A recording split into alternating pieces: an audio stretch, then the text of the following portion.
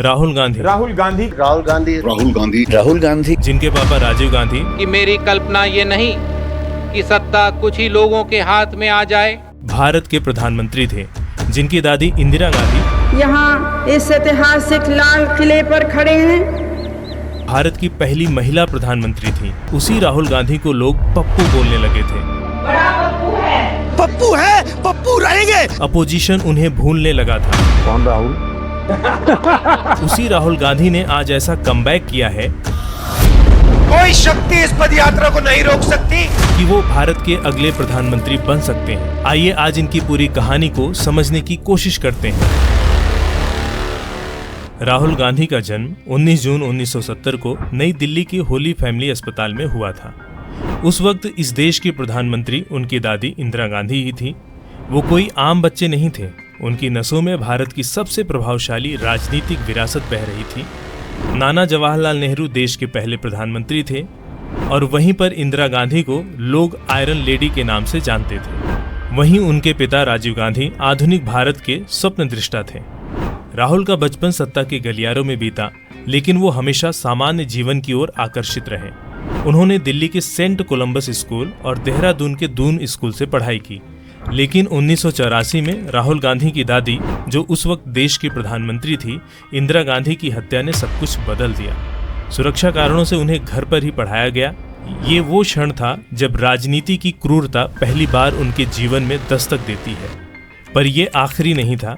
एक बार फिर 21 मई 1991 को उनके पिता राजीव गांधी की बम ब्लास्ट में मृत्यु होती है। उस वक्त राहुल गांधी सिर्फ 20 साल के थे।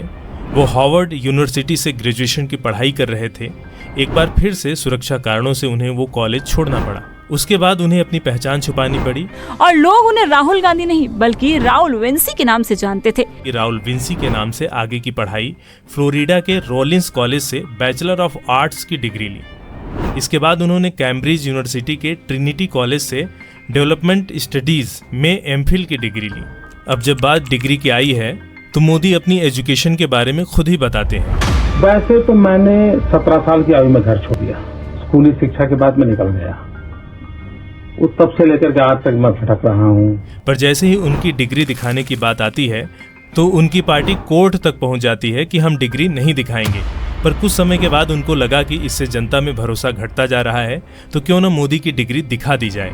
अमित शाह और अरुण जेटली ने प्रेस कॉन्फ्रेंस करके मोदी की दिल्ली विश्वविद्यालय से पॉलिटिकल साइंस में ग्रेजुएशन और गुजरात विश्वविद्यालय से पॉलिटिकल साइंस में एमए की डिग्री दिखाते हैं। पर इस डिग्री में कई तरीके की खामियां निकलती हैं, जिससे एक बार फिर से विवाद छिड़ जाता है। मास्टर ऑफ आर्ट्स ये फॉन्ट आया है 1992 में और प्रधानमंत्री जी का क्या दावा है कि उन्होंने 1983 में ही एमए पास कर लिया था। अभी 25 अगस्त 2025 को दिल्ली हाई कोर्ट ने डिग्री दिखाने पर रोक लगा दिया। अब तुम समझो कौन कितना पढ़ा लिखा है, कौन झूठ बोल रहा है और कौन सच। ये सब तुम्हारे ऊपर है। खैर, राहुल गांधी की राजनीतिक विरासत होने के बाद भी राहुल गांधी राजनीति से दूर रहना चाहते थे। वो लंदन के एक मैनेजमेंट कंसल्टिंग फर्म में लगभग 3 साल तक काम करते रहे, पर परिवार की राजनीतिक विरासत उनका पीछा नहीं छोड़ी। 1998 में जब सोनिया गांधी कांग्रेस की अध्यक्ष बनी, उस समय पार्टी लगातार हार रही थी और एक मजबूत चेहरा ढूंढ रही थी। कार्यकर्ताओं और वरिष्ठ नेताओं का दबाव बढ़ा कि अब राहुल और प्रियंका को भी राजनीति में लाया जाए। तो जनवरी 2004 में सोनिया गांधी ने आधिकारिक तौर पर यह ऐलान किया कि राहुल गांधी राजनीति में आएंगे और अमेठी से चुनाव लड़ेंगे। और ये अमेठी सीट कांग्रेस की राजनीतिक विरासत थी, जहां से राजीव गांधी और सोनिया गांधी खुद सांसद रह चुके थे। और इस वक्त जब देश में सरकार एनडीए गठबंधन का था, तो उस वक्त राहुल गांधी को अमेठी की सीट दी गई। पर ये राहुल गांधी के लिए इतना आसान नहीं था। चुनाव प्रचार में उनके अपोजिट पार्टी ने उन्हें अनुभवहीन और उनकी एजुकेशन को विदेशी बताया और कहा कि भारत के बारे में ये कुछ नहीं जानते, क्योंकि ये बाहर से पढ़कर आए हैं। और उनको वंशवाद का चेहरा बताकर उनकी इमेज को धूमिल करने की कोशिश की गई। पर ये सारी कोशिशें नाकामयाब रहीं और वो 2004 में 2,90,000 वोटों से बड़ी जीत हासिल करते हैं और एनडीए को 189 और यूपीए को 222 सीट मिला। और इस जीत के साथ यूपीए की पहली सरकार आती है। और जीत के बाद जब सोनिया गांधी पूरी तरीके से तैयार थी प्रधानमंत्री बनने के लिए, तो राहुल गांधी ने उन्हें प्रधानमंत्री बनने से रोक दिया। आपको प्रधानमंत्री नहीं बनना है। वो दादी इंदिरा गांधी और पिता राजीव गांधी की तरह अपनी मां को नहीं खोना चाहते थे। फिर यूपीए 1 के प्रधानमंत्री बनाए जाते हैं मनमोहन सिंह। 2004 में सांसद बनने के बाद से 2009 के चुनाव तक राहुल गांधी ने अपनी छवि एक ऐसे नेता के रूप में बनाने का काम किया जो युवा और जमीनी स्तर पर काम करने वाला है। उन्होंने मनमोहन सिंह सरकार में कोई मंत्री पद नहीं लिया, जिससे ये संकेत मिला कि वो पहले राजनीति और लोगों को समझना चाहते हैं। उनको पार्टी ने युवा कांग्रेस और NSUI national students union of India की जिम्मेदारी दी और 2007 के यूपी के विधानसभा चुनाव में उनको पार्टी का चेहरा बनाकर पेश किया गया और उन्होंने जोर शोर से प्रचार किया, जिससे उनकी पहचान एक जमीनी नेता के रूप में होने लगी और वो युवाओं को राजनीति में आने के लिए प्रेरित करने लगे। और यही नहीं, बल्कि वो अपने संसदीय क्षेत्र अमेठी में सड़क, बिजली, शिक्षा पर बहुत अच्छा काम किया। यही वजह था कि वो 2009 के चुनाव में अमेठी से लगभग 4.5 लाख वोटों से जीत हासिल की। पर इस बार भी विपक्ष के द्वारा उनको वंशवाद का चेहरा, शहजादा और सोने की चम्मच लेकर पैदा होने वाला आदमी बताकर उनके इमेज को धूमिल करने की कोशिश की गई। पर देश में नतीजे इस बार भी यूपीए सरकार के पक्ष में आते हैं और दूसरी बार यूपीए सरकार बनाती है। अब तक राहुल गांधी अपने परिवार की विरासत को बहुत अच्छी तरह से आगे बढ़ा रहे थे और अभी तक उनके करियर में कोई डाउनफॉल नहीं आया था, तो फिर राइज करने का सवाल ही नहीं उठता। लेकिन यूपीए 2 की सरकार पूरी होते होते उन पर 2G स्पेक्ट्रम घोटाला, कॉमनवेल्थ गेम्स घोटाला, कोयला घोटाला आदि के आरोप लगने लगे और महंगाई भी बहुत बढ़ चुकी थी, जिससे कि जनता भी बहुत त्रस्त हो चुकी थी और यहाँ तक कि राहुल गांधी भारतीय राजनीति के लिए तैयार नहीं हो पाए थे। वो अपने प्रेस कॉन्फ्रेंस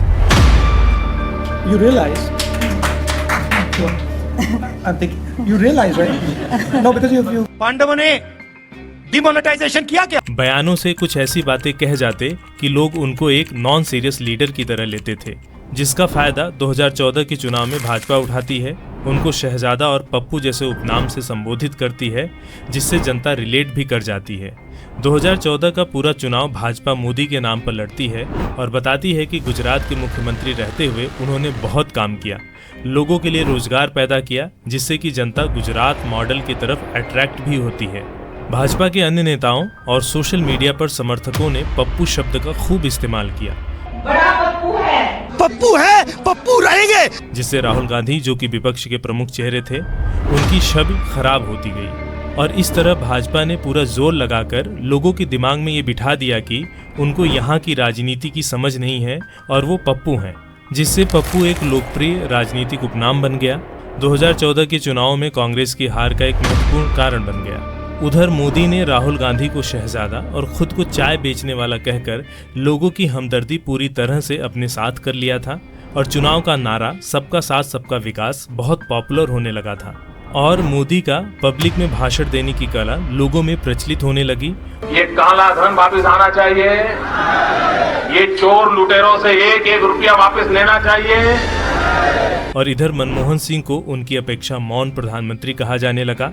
इन सब का फायदा बीजेपी को हुआ और बीजेपी चुनाव जीत जाती है और इधर कांग्रेस के खेमे में राहुल गांधी को चुनाव प्रचार का चेहरा बनाया गया था और अपनी पार्टी के हार के बाद वो बुरी तरह से फेल हो गए थे। पार्टी को सिर्फ 44 सीटें आई थी। राहुल गांधी ने हार की जिम्मेदारी ली और कहा कि जनता ने हमें नहीं चुना, इस फैसले को हम पूरी तरह मानते हैं।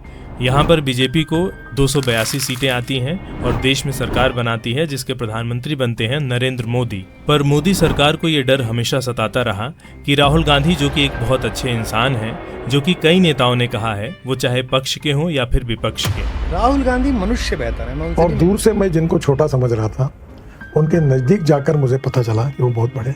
एक दिन जब वो इस राजनीति के दांव पे समझ जाएंगे तो सबकी छुट्टी हो सकती है। तो इसी डर के खातिर बीजेपी नेताओं और उनकी आईटी सेल ने राहुल गांधी की छवि पप्पू को आगे बढ़ाने में लग गई। साइड से आलू डालो, उस साइड से सोना निकालो। उनके बयानों को तोड़ मरोड़ कर पब्लिक में पेश किया जाता रहा, जिसमें उनका साथ मीडिया भी देती रही और लोगों में इमेज बनाया गया कि राहुल गांधी तो ऐसे बयान देते रहते हैं। और एक बार खुद राहुल गांधी संसद में खड़े होकर स्वीकार करते हैं, आपके अंदर मेरे लिए गुस्सा है, आपके लिए मैं पप्पू हूँ। 2019 का चुनाव आता है, तब राहुल गांधी कांग्रेस के अध्यक्ष होते हैं और उन्हीं के नेतृत्व में कांग्रेस चुनाव लड़ती है। अब तक बीजेपी राहुल गांधी की इमेज को पब्लिक और मीडिया में पूरी तरह से पप्पू बना चुकी थी। भारत की जनता का यहाँ तक कहना था कि वो किसी को भी चुन लेंगे पर पप्पू को प्रधानमंत्री नहीं देख सकते हैं। अब वो पप्पू की बात हम लोग क्या करें, राहुल गांधी जो आलू में से सोना निकाल देते हैं। और यही वजह थी कि राहुल गांधी अमेठी की पारंपरिक सीट भी हार जाते हैं और यही उनके जीवन का सबसे बड़ा डाउनफॉल था। वो अपनी पारंपरिक सीट भी नहीं बचा पाए थे और इस चुनाव में कांग्रेस बुरी तरह से हार जाती है। कांग्रेस को सिर्फ 52 सीट ही आती है। राहुल गांधी ने पार्टी की इस हार की जिम्मेदारी ली और पार्टी की अध्यक्ष पद से इस्तीफा दे दिया। सब कुछ हार जाने के बाद जब राहुल गांधी सड़क पर उतरते हैं लोगों से सीधे बात करने के लिए, कोई शक्ति इस पदयात्रा को नहीं रोक सकती। लोगों से सीधे जुड़ने के लिए ये पदयात्रा हिंदुस्तान की आवाज। कांग्रेस पार्टी के प्रति खोए हुए विश्वास को फिर से हासिल करने के लिए वो भारत जोड़ो यात्रा की शुरुआत 7 सितंबर 2022 को तमिलनाडु के कन्याकुमारी से करते हैं। ये यात्रा लगभग 145 दिन तक चलती है, जिसमें वो लगभग 3500 किलोमीटर पैदल चलकर 30 जनवरी 2023 को श्रीनगर में खत्म करते हैं। और ये यात्रा 12 राज्यों और 2 केंद्र शासित प्रदेशों से होकर गुजरती है, जिसमें देश के हर वर्ग के लोग शामिल होते हैं। वो लोगों को गले लगाते हैं, लोगों की समस्याओं को सुनते हैं। उनका लोगों का पैगाम होता है, नफरत के बाजार में मोहब्बत की दुकान खोल रहा हूँ। और वो ये करने में सफल भी होते हैं। पर जब ये यात्रा शुरू करते हैं तो बीजेपी के कई नेताओं ने इसे कहा था राहुल गांधी की भारत जोड़ो यात्रा वोटर तोड़ो यात्रा साबित हो गई है। राहुल गांधी को कोई भी इतना सीरियस नहीं ले रहा था और न ही इस यात्रा को मीडिया में इतनी तवज्जो मिली। पर राहुल गांधी जहां से भी गुजरे उनके साथ भीड़ का एक सैलाब चला। जाति धर्म ऊंच नीच के परे उन्होंने सबको गले लगाया। फिर वो 14 जनवरी 2024 को मणिपुर से भारत जोड़ो न्याय यात्रा की शुरुआत करते हैं, जिसका समापन 16 मार्च 2024 को मुंबई में हुआ। ये यात्रा लगभग 63 दिनों तक चलती है। इन 2 यात्राओं से राहुल गांधी परिपक्व नेता के रूप में निखर कर आते हैं। उनके भाषण अब और प्रभावशाली होने लगे। गलतियां कब होने लगी। वहीं पर कुछ नेता भी अपने भाषण में बहुत सारी गलतियां और इलॉजिकल बातें करते दिखे। बारिश हो रही है तो एक बेनिफिट है, क्या हम राडार से बच सकते हैं। पर मीडिया ने उनका मजाक कभी नहीं बनाया। जब राहुल गांधी से एक मीडिया वाले ने सवाल पूछा तो उन्होंने ये जवाब दिया, राहुल गांधी आपके दिमाग में है, मैंने मार दिया उसको। इन 2 यात्राओं से राहुल गांधी ने अपने आप को पूरी तरह से बदल दिया था। अब वो लोगों के लिए ना तो पप्पू रह गए थे और न ही अपरिपक्व नेता। अब वो बढ़ चढ़कर संसद में सवाल पूछते और देश की जनता की समस्या को देश के सामने रखते थे। चाहे वो किसान आंदोलन हो या बेरोजगारी की समस्या हो या फिर जीएसटी से जुड़े सवाल हो, वो जमीन से जुड़े लोगों की आवाज को संसद में उठाने लगे थे। 2024 के चुनाव में कांग्रेस ने अच्छा प्रदर्शन किया, कुल 99 सीटें जीती और उनके इंडिया गठबंधन ने कुल 234 सीटें जीती, जिससे इस देश को एक मजबूत विपक्ष मिला और विपक्ष के नेता बने राहुल गांधी। बीजेपी के द्वारा इतना पीआर टीम लगाने के बाद भी राहुल गांधी ने पप्पू की इमेज को तोड़ दिया था। 7 अगस्त 2025 को प्रेस कॉन्फ्रेंस करके राहुल गांधी ने पूरे देश को चौंका दिया। उन्होंने पूरी मीडिया के सामने लाइव करके पीपीटी बनाकर वोट चोरी के बारे में प्रेजेंटेशन प्रस्तुत किया, जिसमें उन्होंने बेंगलोर सेंट्रल लोकसभा क्षेत्र के अंतर्गत महादेवपुरा विधानसभा क्षेत्र में मतदाता सूची में मिली गड़बड़ियों का हवाला देते हुए वोट चोरी का इलेक्शन कमीशन पर आरोप लगाया और उन्होंने दावा किया कि वहां पर लगभग 1 लाख से अधिक फर्जी वोटों को जोड़ा गया। इसके जवाब में जब इलेक्शन कमीशन ने 17 अगस्त को प्रेस कॉन्फ्रेंस किया तो उनके पास कोई ठोस उत्तर नहीं था। बस वो बातों को गोल गोल घुमाते रहे। किसी भी मतदाता की सीसीटीवी वीडियो चुनाव आयोग को साझा करनी चाहिए क्या? जिससे कि जनता का भरोसा इलेक्शन कमीशन पर कम होता गया और राहुल गांधी पर बढ़ता गया। अब बीजेपी जनता के शक के दायरे में रहती है कि बीजेपी को इलेक्शन कमीशन फायदा दिलवा रहा है, जिससे कि बीजेपी की इमेज धूमिल और राहुल गांधी सत्ता के करीब होते दिख रहे हैं। और सबसे बड़ी बात, आज तक मोदी ने एक भी प्रेस कॉन्फ्रेंस नहीं किया। देश में कितनी बड़ी से बड़ी विपत्ति आए, जैसे कोरोना काल, मणिपुर की घटना, पुलवामा हमला, पहलगाम का अटैक, उन्होंने कभी भी किसी मुद्दे पर अपनी जवाबदेही नहीं तय की और न ही प्रेस कॉन्फ्रेंस करके लोगों के सवालों का जवाब ही दिया, जिससे कि जनता का भरोसा उन पर और कम होता गया। 17 अगस्त 2025 को राहुल गांधी और तेजस्वी यादव ने मिलकर वोट अधिकार यात्रा की शुरुआत बिहार के सासाराम जिले से किया। ये यात्रा कुल 16 दिनों तक चली, जिसमें उन्होंने कुल 1300 किलोमीटर का सफर तय किया और ये यात्रा 1 अगस्त 2025 को पटना के गांधी मैदान में आकर समाप्त होती है। इस यात्रा में राहुल गांधी और तेजस्वी यादव के साथ बहुत बड़ा जनसैलाब चलता है। लोगों का बहुत ज़्यादा समर्थन मिलता है, जहां पर वोट चोरी के मुद्दे को बहुत ही प्रमुखता से उठाया जाता है। और बीजेपी ने मिलकर वोट चोरी की। बिहार में चल रहे SIR में हो रहे गड़बड़ी के खिलाफ भी इलेक्शन कमीशन का विरोध करते हैं, जिससे उनको जनता का पूरा समर्थन मिलता है, क्योंकि गड़बड़ी का आलम यह है कि जो जिंदा हैं उनको मृत्यु बता दिया गया है और जो मृत्यु हैं उन्हें जीवित कर दिया जा रहा है। सुना है आप जिंदा ही नहीं हो, जिंदे में मृत लोग घोषित कर दिया है। और किसी एक घर में 1000 लोग रह रहे हैं, पर उस घर का कोई फिजिकल अता पता नहीं है। वहीं दूसरी तरफ बीजेपी की रैलियों में भीड़ ही नहीं दिख रही है, जिससे राहुल गांधी लोगों में लोकप्रिय होते जा रहे हैं। लोगों की राय में वो देश के अगले प्रधानमंत्री बन सकते हैं। इस बारे में आपका क्या कहना है, आप कमेंट करके बता सकते हैं। मिलते हैं किसी और वीडियो में।